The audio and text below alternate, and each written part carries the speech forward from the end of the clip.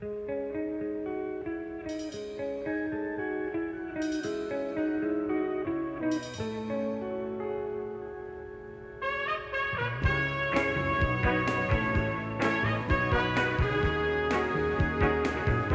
Screaming Eagles combo was an integral and separate part of the 101st Airborne Division Band stationed in Vietnam in 1967 and 68. These 9 young men performed over 200 shows throughout Vietnam, including fire bases, battleships, troop stand-downs, medevac units, field hospitals, and hospital ships. They traveled in 2 helicopters with band gear and generators while risking their lives to bring a piece of home to our men in uniform. Colonel Danny Jaynes was the senior officer in charge of the unique music group the Screaming Eagles combo. The following is Colonel Jaynes' captivating story.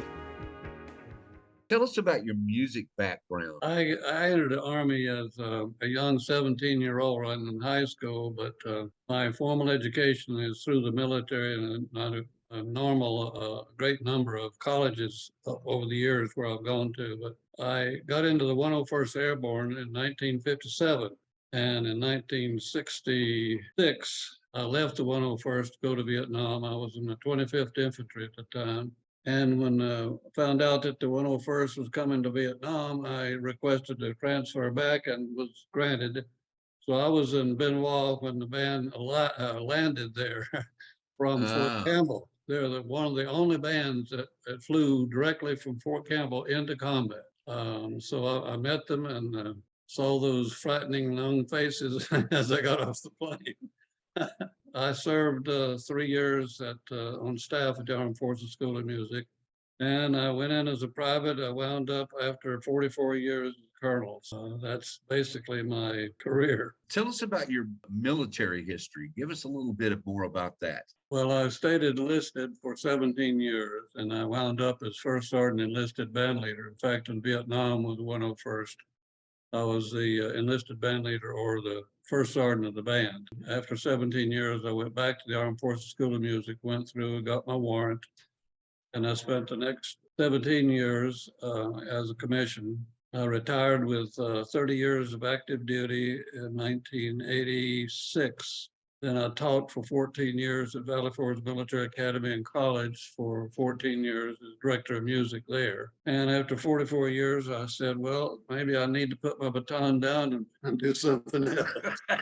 One of the highlights of my career was serving in Vietnam, especially with this combo. Man, what an asset it was for the troops. I just wish I would have been able to hear the Egyptian combo when I was in Vietnam, because all I heard was crap from Thailand and Japan, and so attempts at the music that we really loved, right? You missed a treat.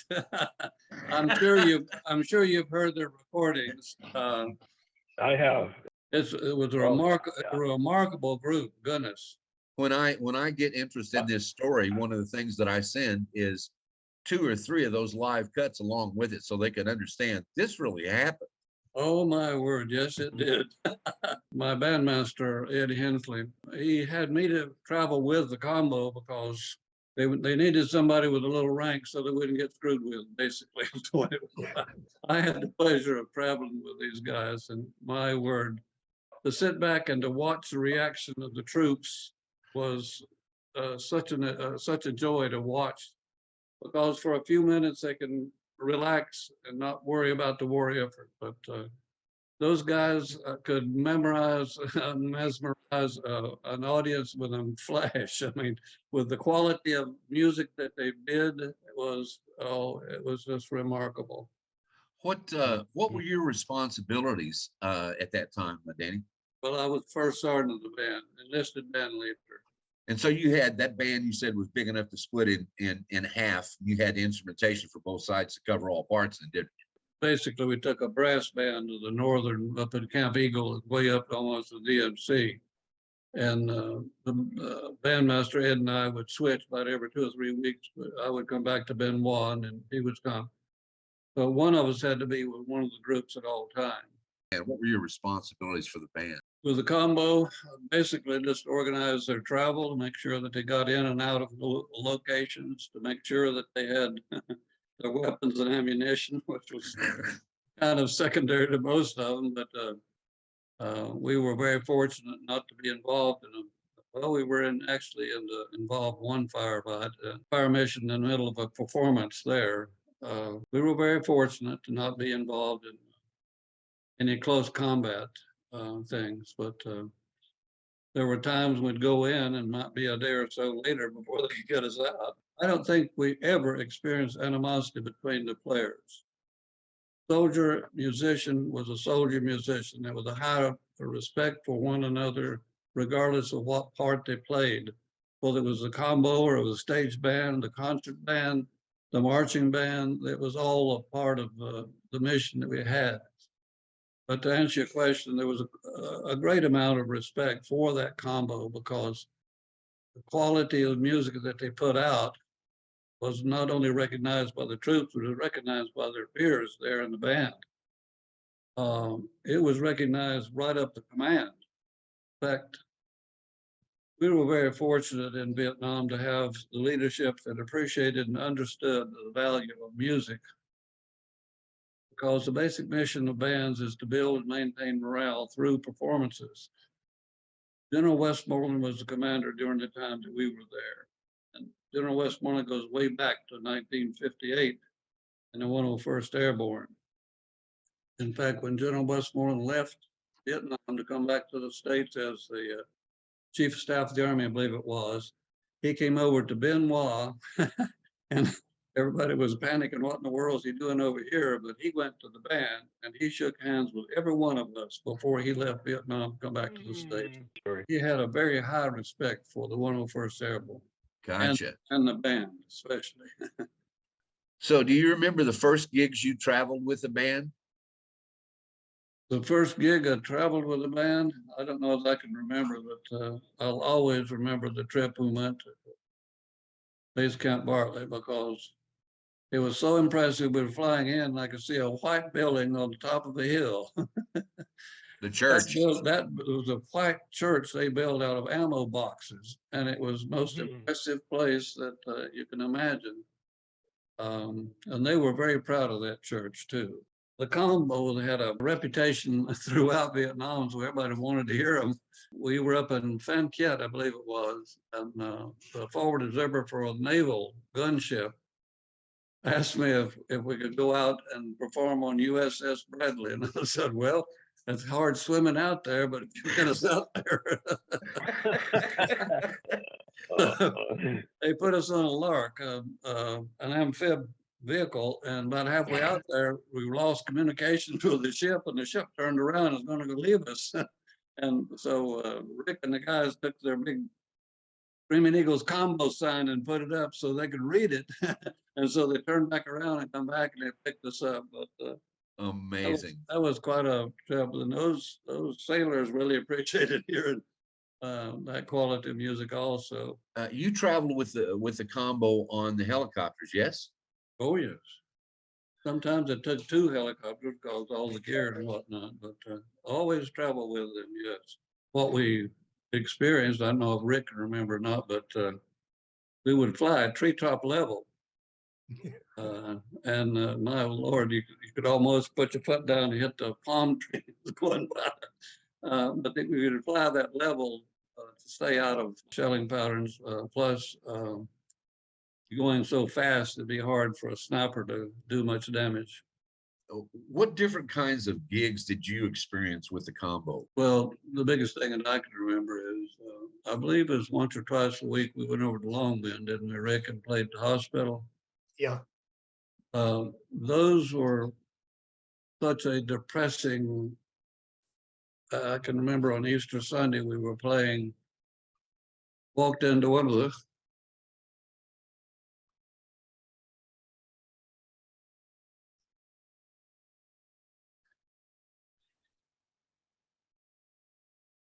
soldiers that knew that they were going to die, listen to the music and asking, is it this our band? Wow. We played for so many different functions. Of course, Rick was there almost 6 more months after I left. I left in June. I was there from December to June with the combo. And of course, they were there 6 more months. But playing in the hospital, playing for the troops, we played incoming and outgoing troops always. The band played every morning for the troops coming in. We played every day for the troops leaving. The big stage band would play wherever we could, but it was easier to take the combo. It's smaller and less equipment to go, so they were utilized more out of base camp than the full band.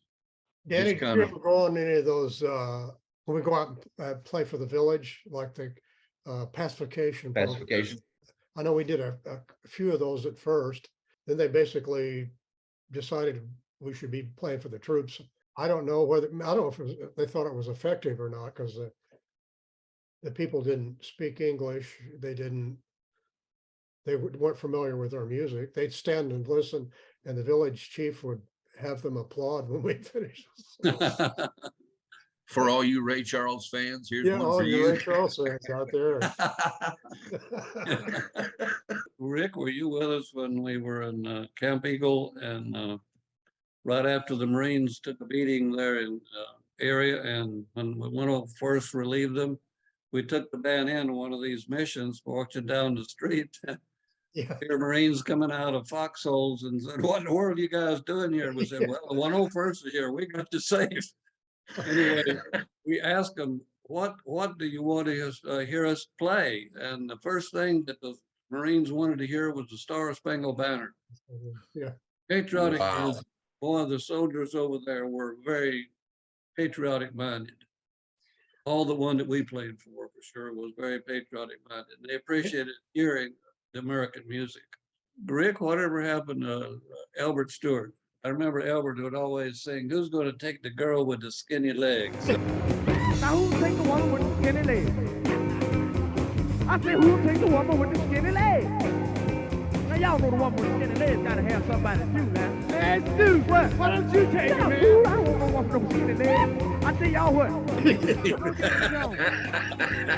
I don't want women don't right. Run over and point at a nurse and say, "Who's gonna take it?" And you always say, "Bubble man," and keyboard player. You got You it. got it. I think this is a big part of our story here, is of course how the music touched the soldiers out there.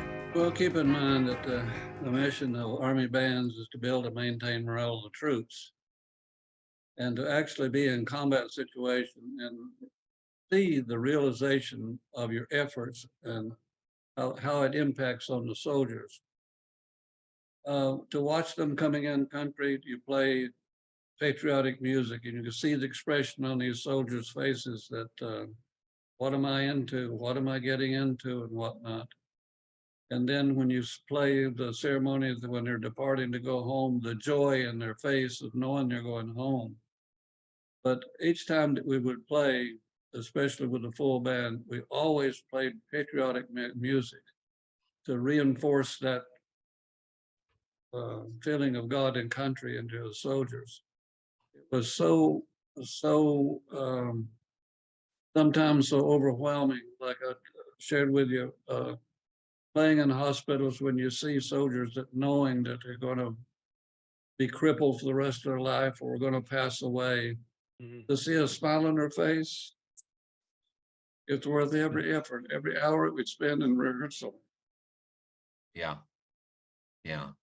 I can't imagine what these guys felt listening to that music, and I actually listened to those American hits Yes. that were on the radio. What did the troops act like when the combo was playing?